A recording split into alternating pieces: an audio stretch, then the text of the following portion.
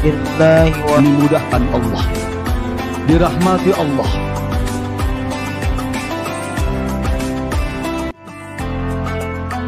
Ketakwaan kita kepada Allah, semangat ketakwaan kita, tidak akan melangkah atau berbuat apa-apa kecuali ditanya sih. Dalam kebersamaan itulah kita belajar sebetulnya, belajar. man yaqulu amanna billahi wa dimudahkan Allah, dirahmati Allah.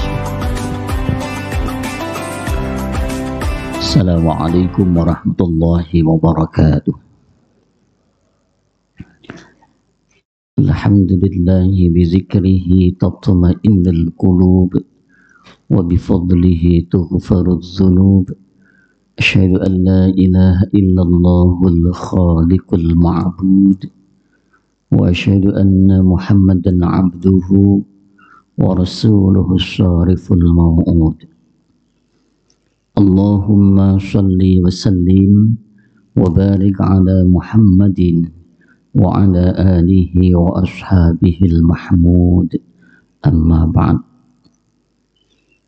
Bapak-bapak, ibu-ibu, jamaah salat subuh Masjid Pangeran Diponegoro yang dirahmati Allah, dengan penuh kerendahan hati dan kesadaran diri, mari kita hadirkan dalam diri kita rasa syukur kehadirat Allah Subhanahu wa ta'ala.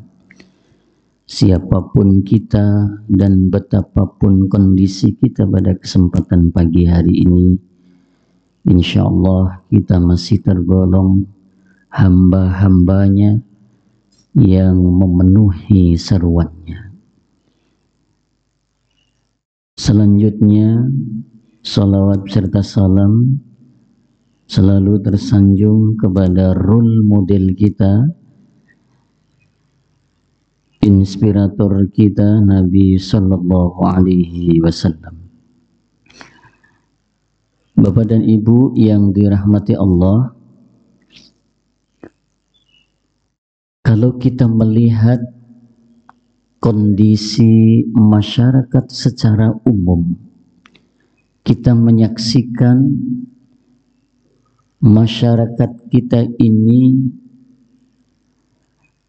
sebagian di antara mereka lebih suka menghabiskan waktunya untuk mencari kesenangan.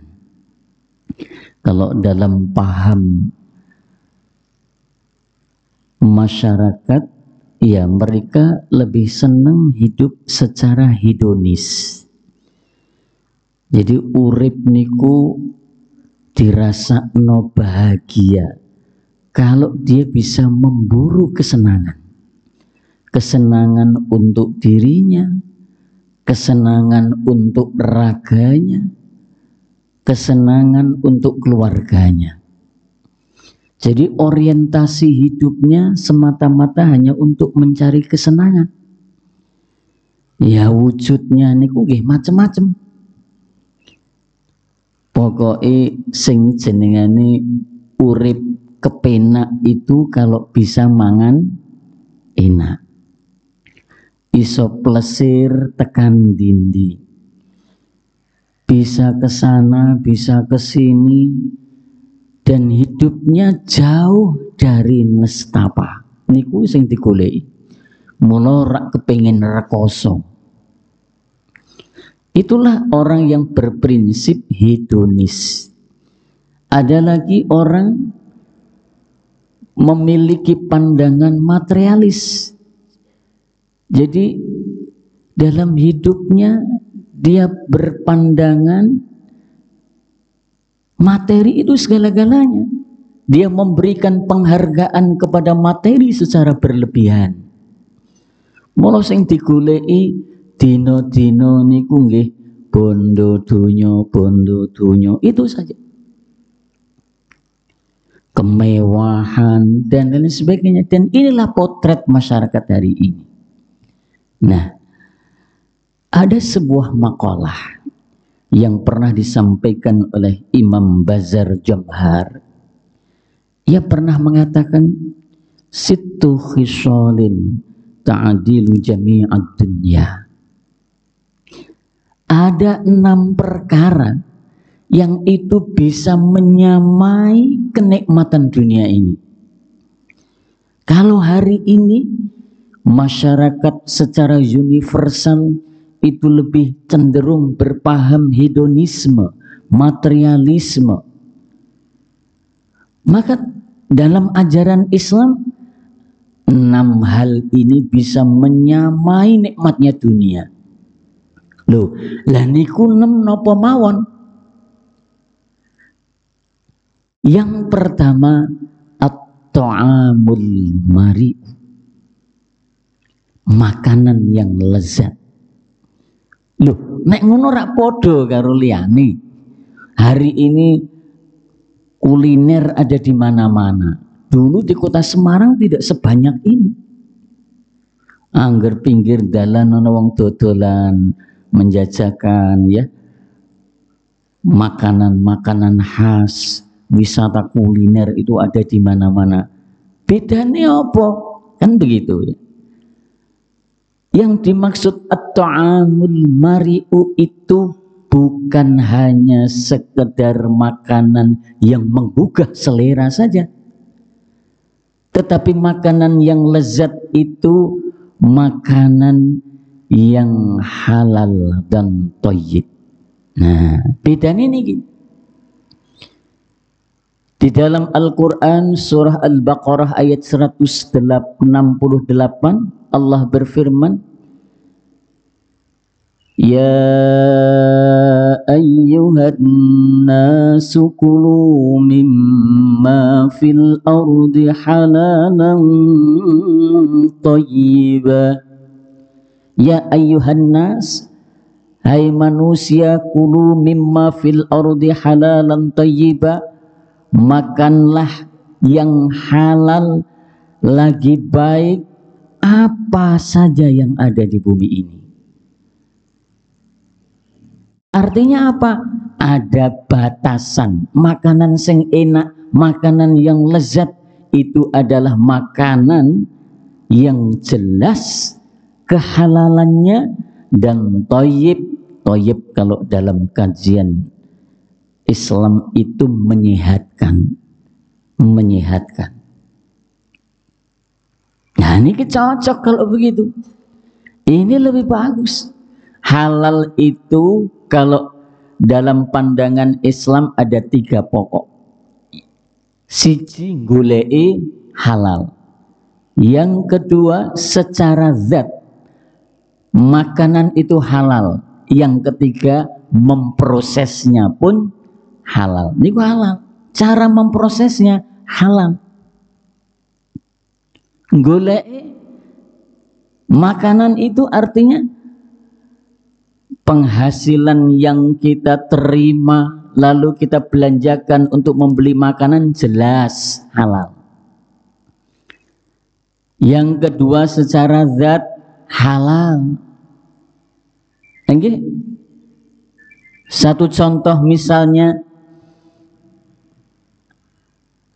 ayam niku halal betul Pak? Halal gitu. Bebek halal. Halal secara zat halal. Kan begitu. Sudah halal itu makanan yang dihalalkan. Tapi kita lihat cara memprosesnya. Pisang itu halal gitu. Tapi bagaimana cara memprosesnya? Nah, ini harus kita pastikan.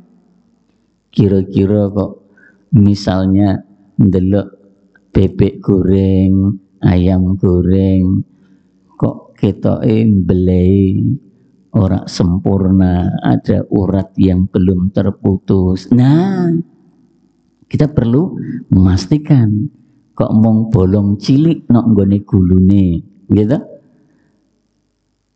Itu pisang goreng, lho leres. Kalau kita sudah tahu begitu nggih, bahwa minyak yang digunakan, nah ini tidak terkontaminasi dengan yang lain, ya enggak masalah begitu nggih. Kita tahu begitu. Ya ini sekedar anu saja nggih. Kalau di resto-resto yang tidak, artinya belum mendapatkan sertifikat halal, kadang-kadang misalnya request dari pelanggan, pembeli di sana itu kan macam-macam. Saya mau beli, saya minta ini makanan-makanan yang haram. Lah minyak itu kan kecampur. Nah itu loh maksud saya, cara memprosesnya harus halal.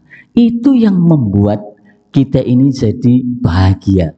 Dahar makan kok barang sing halal niku rasane berkah, nggih, bahagia. Apa meneh kalau ditambah satu yang baik, yang thayyib. Gitu. Emping niku halal napa mboten? Halal. Tapi kira-kira nek umur wis 60 tahun munggah mangan emping sak toples dadine thayyib mboten, Pak? Ora thayyib gitu. Duren niku halal mboten, Pak? Halal. Nah, tapi nek tuku duren loro dintekno dhewe niku terus pripun? Wah, nggih. Itu tidak menyehatkan gitu, tidak menyehatkan. Nah, ini yang membuat kita jadi merasakan kenikmatan dunia. Kalau orang lain misalnya bisa menikmati kuliner, saya juga bisa menikmati kuliner. Agama kita memberikan ruang, silakan. Tapi bedanya yang kita konsumsi itu adalah makanan yang halal. Nah itulah kenikmatan dunia. Bahkan ajaran kita jelas memberikan tuntunan, kowe nek mangan ojo mung barang sing halal tok, tapi perhatikan juga yang menyehatkan tubuh kita. Artinya apa? Gizi seimbang. Cocok. Oh begitu. Kira-kira wong nek kena napa jenengan wis kena asam urat. Nah berarti ora entuk akeh-akeh dahar, misalnya sayuran kangkung gitu, terus napa meneh pohong, nah sak bayam sak macem. Lah wis ngerti gitu. Nah karena itu tuntunan agama. Ngoten nggih. Aja diterak wae enak kok. Nah kadang-kadang kan begitu. Awake dhewe kalah gitu. Ini yang pertama. At-ta'amul mari'u. Lalu yang kedua dikatakan wal waladus shalih. Anak yang salih. Jadi kenikmatan dunia yang kita regu itu bukan kenikmatan yang bersifat ragawi saja. Nek ngono ora ono bedane karo wong liya, kan begitu. Tapi kenikmatan yang kita regu itu kenikmatan yang mendorong kita semakin takwa kepada Allah. Kenikmatan yang akan menggiring kita kepada kebaikan. Iso mangan enak, anake soleh, solehah. Kira-kira ning omah betah mboten, Pak? Betah. Lah ini yang kedua. Anak sing soleh niku yang pripun? Nah, kalau kita lihat nggih, Al-Qur'an itu kan menempatkan anak pada 4 posisi. Yang pertama, anak niku dadi penyejuk hati. Nomor loro, perhiasan, nggih. Nomor 3 ujian. Nah, nomor 4 musuh. Tuh kan begitu. Nah, bagaimana anak itu menjadi penyejuk hati? Sebagaimana diungkapkan di dalam surah Al-Furqan ayat 74. Doanya kan selalu kita baca nggih. Rabbana hab lana min azwajina wa dzurriyyatina qurrata a'yunin waj'alna lil muttaqina imama. Lho niku dongane. Gusti hablana min azwajina, mugi panjenengan paringi datang kula anugerahkan kepada kami suami istri, kemudian keturunan yang bagaimana qurratu a'yun, menyenangkan hati, sedap dipandang mata. Loh niku mila ada sebuah hadis yang menyebutkan al-walad asmanu min zahab. Anak itu lebih berharga ketimbang emas picis rojo brono. Cara Jawa. Anak itu lebih berharga ketimbang emas. Lho kok iso? Lho iya, Pak.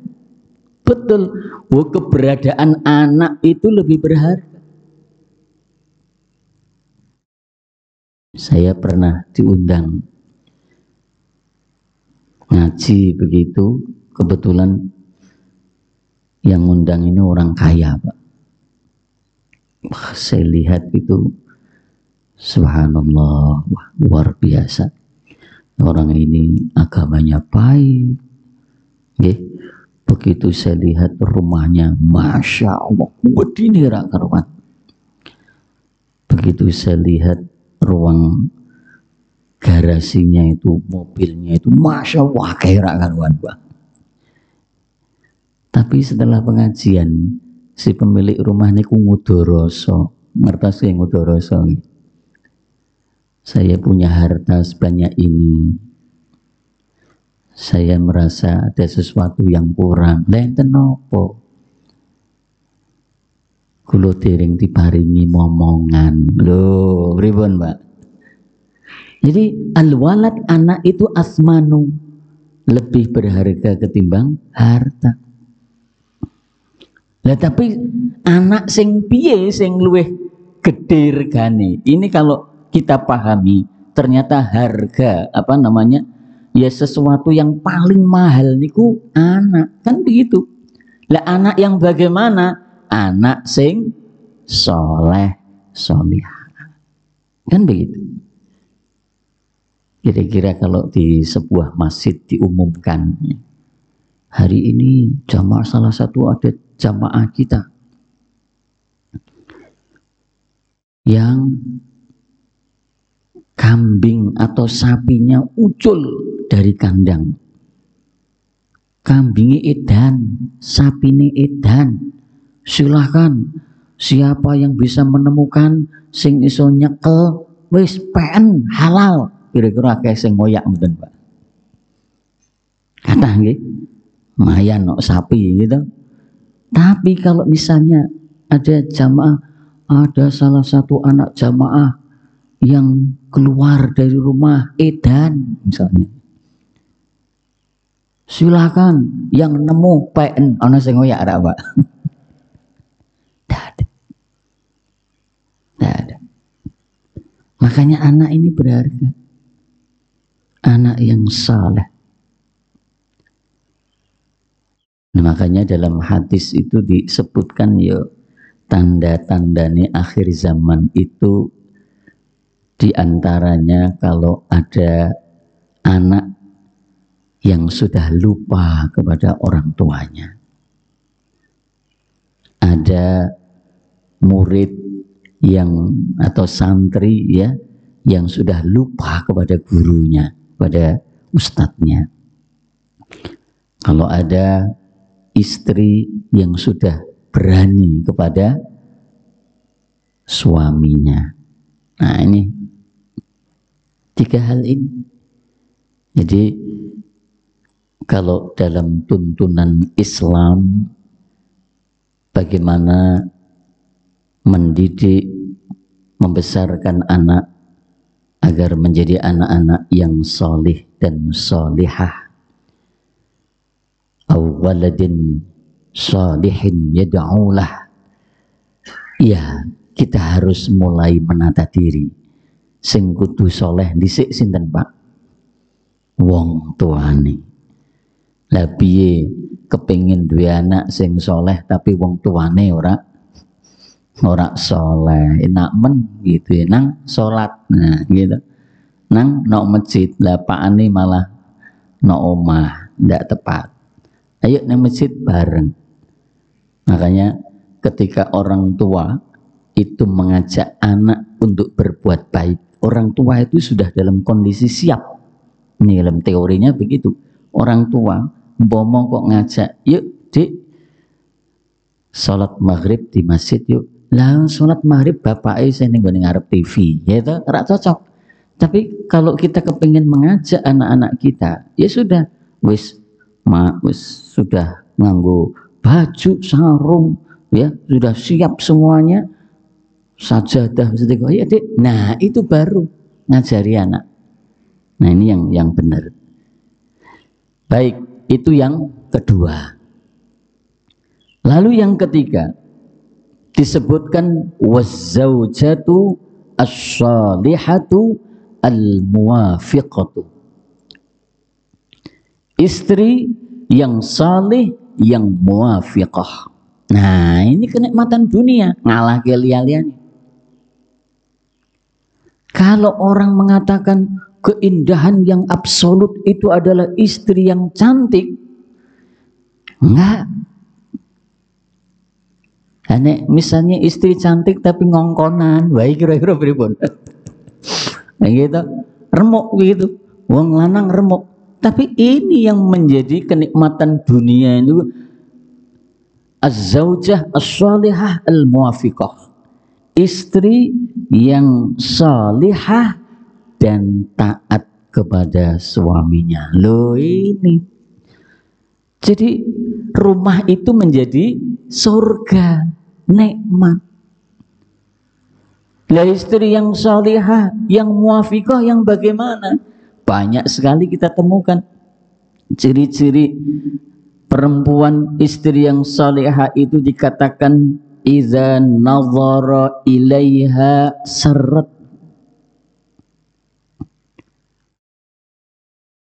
wa idza amaraha ata'atsu wa idza ghaba anhu hafizatsu. Ada 3 cirinya. Apabila seorang suami itu memandang istrinya, dia senang, menyenangkan. Apabila suami itu menyuruhnya, dia lakukan. Apabila suami sedang bepergian tidak berada di rumah, dia selalu menjaga diri. Lho Pak, kok enak-enakan sing wedok kok apa jenengane enak wae, seolah-olah kanggo kongkonan. Makanya ada hak dan kewajiban. Bukan yang menang-menangan itu adalah selalu istri. Kadang-kadang kan orang berpikiran, wah ra enak jadi seorang perempuan muslimah. Nah kan begitu, sebentar. Ada orang yang mengatakan, wah jadi perempuan muslimah rekoso, lebih semua auratnya tertutup, taat suami, dikirain tuh sebentar, gitu ya. Perempuan yang solihah itu lebih utama nilainya ketimbang 1000 laki-laki yang soleh. Kalau dia melaksanakan sholat 5 waktu, dia taat kepada suaminya, dia jalankan semua perintah Allah, sudah, dia mau pilih surga yang mana? Nah ini, kadang-kadang di era emansipasi ini kita salah memahami, seolah-olah perempuan itu adalah kelompok yang marginal, kan begitu Pak, melas. Loh, perempuan itu luar biasa, perannya luar biasa. Sampai Islam itu menyebut siapa orang yang lebih aku hormati. Nabi menyebut ummuka, ummuka, ummuka, kan begitu. Ibumu, ibumu, ibumu. Ini menunjukkan penghormatan. Surga itu berada di bawah telapak kaki ibu. Seorang anak itu harus lebih, artinya secara derajat dia lebih memperhatikan ibunya dhisik, kan begitu. Makanya seorang perempuan dalam Islam niku dipikul 4 orang, kan ngoten. Sinten mawon niku Pak? Perempuan dipikul 4 orang, siji bojone, loro bapake, 4 laki-laki maksud saya, dipikul 4 laki-laki, 3 anak lanangi. Yang keempat, sedulur lanangi. Loh, pripun? Dia ikut memperhatikan, bertanggung jawab niku. Mbak Yuku, adikku itu, ini laki-laki. Maka kalau mau dibalik gitu, satu laki-laki itu berarti podo karo nanggung 4 perempuan. Nah, kan begitu dibalik. Di awake dhewe niku wong lanang niku kudu merhatekno 4 perempuan. Siapa niku, Pak? Istri. Terus ya sing nomor 1 ibu, nggih. Loro istri, telu anak wedok. Anak-anak wedok, anak telu itu diperhatikan. Terakhir sedulur wedok. Loh. Itu dalam ajaran Islam begitu. Jadi nek awake dhewe dolan wis omah-omah, aku tak tilik sedulurku nok nggone kono Bandung, sedulur wedok. Lho niku nakokke piye, sehat piye nduk. Nah, itu Pak. Kalau dalam ajaran Islam lengkap. Oh, kalau kita lihat ya kebijakan-kebijakan misalnya di beberapa negara, perempuan itu kalau sudah usianya renta, termasuk ibunya, wis salah kaitan pundi Pak? Panti jompo. Islam tidak begitu. Loh, saya itu nggih. Disalah kaitan mriko. Pun di rumah. Loh, ajaran Islam itu sudah luar biasa luhurnya. Kita ini senadyan uripe niku wis kepenak ngoten niku ya sudah. Wis rumangsane awake dhewe ra duwe kewajiban karo Allah wis ben anu ndak. Adike. Mulane kadang-kadang begini, saya berpikir kadang-kadang istri sendiri itu kalau tidak memiliki pemahaman yang ya lengkap ya, yang komprehensif. Engko nek sing lanang dolan nok nggone adike wedok napa Pak Rono. Kadang-kadang gitu nggih. Mbok kei duit. Lho ya memang kewajibane kok nggih merhatekno. Ora apa-apa. Kalau istri itu memahami, Pak, Bah, mau kemana? Aku mau sowan ke ibu. Oh, aku tak milu. Ngoten karena paham kewajiban seorang laki-laki itu mikul wong wedok papat. Niku wau ke ibunya. Nah, ini sudah luar biasa ajaran kita ini. Baik. Lalu yang keempat, wal kalamul muhkam. Apa itu wal kalamul muhkam? Wal kalamul muhkam itu maknanya adalah ucapan yang dapat dipercaya. Orang itu harus punya integritas. Apa sing diomongke kudu cocok dengan apa yang dilakukan. Harus ada kesesuaian. Banyak hadis sekali, banyak sekali hadis yang memberikan penjelasan kita harus berkata jujur, tidak boleh bohong. Kan begitu. Alaikum bisidqi. Harus jujur. Fa inna sidqa yahdi ilal bir wa innal birra yahdi ilal jannah. Bagimu untuk bersikap sidik, benar, jujur, karena kejujuran itu akan mengantarkanmu kepada kebaikan dan kebaikan itu akan mengantarkanmu kepada surga. Jadi ngomong niku nek jujur itu bahagia. Ngomong itu kalau artinya ora ditambah-tambahi, maksudnya tidak kemudian sing mau nih kenceng lurus jadi dipengkokke, itu yang membuat kita bahagia. Nah, nek kita ngomong jujur ora jujur wis bingung kok takoki bojone iki lho, neng ndi Pak? Aku mau bar nok masjid padahal mangan sate. Loh, gitu. Bisa jadi begitu. Padahal bojone iki wis betul-betul memperhatikan Pak, iki kesehatan direksa, dijogo, dahare dijogo, aja dahar-dahar kolesterol akeh. Ngono to kadang-kadang ngumpet-ngumpet gitu. Kan begitu. golek sego goreng kan ngoten gitu. Mlaku-mlaku sik Bu, aku tak mlaku-mlaku gitu. Ya bener bar saka masjid terus mampir tuku sego goreng. Takoki bojone ya mong mlaku-mlaku begitu nggih. Lho kok ambune kok koyo sate to Pak. Nah, bar ketahuan gitu. Nggih. Jadi ucapan yang berintegritas niku membahagiakan.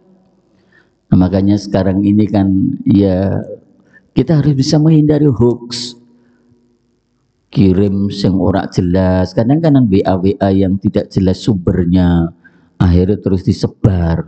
Lu kan untuk berita skondi, aku yang mengirim tok. Nah ini yang nggak jelas gitu ya. Kira-kira kalau hanya tulisan, misalnya kalau itu ada ungkapan atau pendapat seseorang yang tidak jelas dari sumbernya, mong dikirim ini bahaya ini. Nggak jelas, nanti akhirnya yang terjadi adalah adu domba gitu ya. Nah kalau misalnya sumbernya jelas, oh ini ternyata capturean ya, ada yang bertanda tangan, nah niku rada dipercaya, nek terima tulisan-tulisan tok ini berbahaya. Terus yang kelima itu adalah wa kamalul aqli, sehat akalnya, sempurna akalnya. Wah ini kenikmatan yang luar biasa. Orang hari ini pikirannya akeh betul Pak, pikirannya akeh. Hari ini niku stresornya tinggi ya, masyarakat sekarang kan begitu, mula akeh sing do stres. Kalau tidak kuat nompo beban hidup, ya bisa-bisa akalnya tidak sehat. Nah alhamdulillah ketika Allah masih melimpahkan dan menganugerahi kita ini akal yang sehat, ya maka akal sehat ini harus kita suntik, harus kita berikan nutrisi. Apa itu nutrisinya? Nggih kados ngeten niki pengajian ilmu. Nutrisi akal sehat itu adalah ilmu. Kenapa? Al-ilmu nurun, ilmu itu adalah cahaya. Kalau akal kita ini kita tidak disorot oleh cahaya, ya sudah, akal kita ini tidak akan ya bertumbuh, terpelihara. Ya kayak tanduran, kayak tanaman, nek ora disirami, dia tidak akan tumbuh berkembang. Ya ini, makanya mencari ilmu itu ya minal mahdi ilal mahdi. Jadi sepanjang hidup kita, usia berapapun kita tetap sinau, kan begitu. Akal ini harus diisi terus. Dan yang terakhir, bapak-bapak, terakhir adalah wasihatul badan. Nikmati dunia itu disebutkan adalah kesehatan ragawi. Sing dijaluk awake dhewe niku kan sehat terus nggih. Senadyan yuswane niku terus bertambah, tetapi sing disuwun karo Gusti Allah itu adalah sehat ragane. Sebab nek sehat awake dhewe iso ngibadah jenak gitu. Rukuk ya enak, go sujud ya enak, go sendetan ya enak gitu, go sarenan ya enak, ngontak ngantuk ya enak, enak kabeh kira-kira. Borok bahasanya, nek tiba ngorok, nah wis kok enak kabeh kan begitu.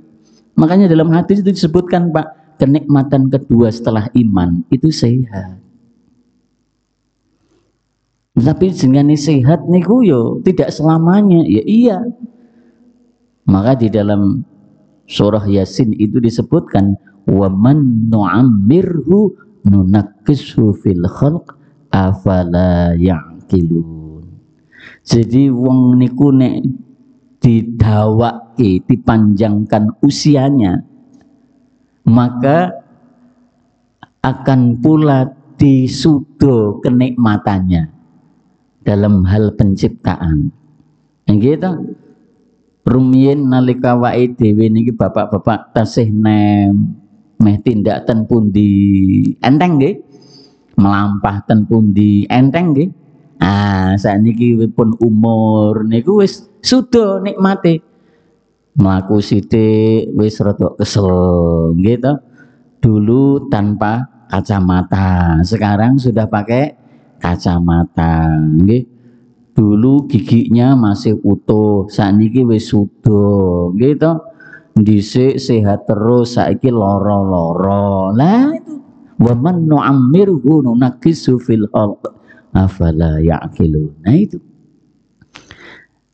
Nah, paling tidak kita perlu mengacu bagaimana Nabi menjaga dan memelihara kesehatan.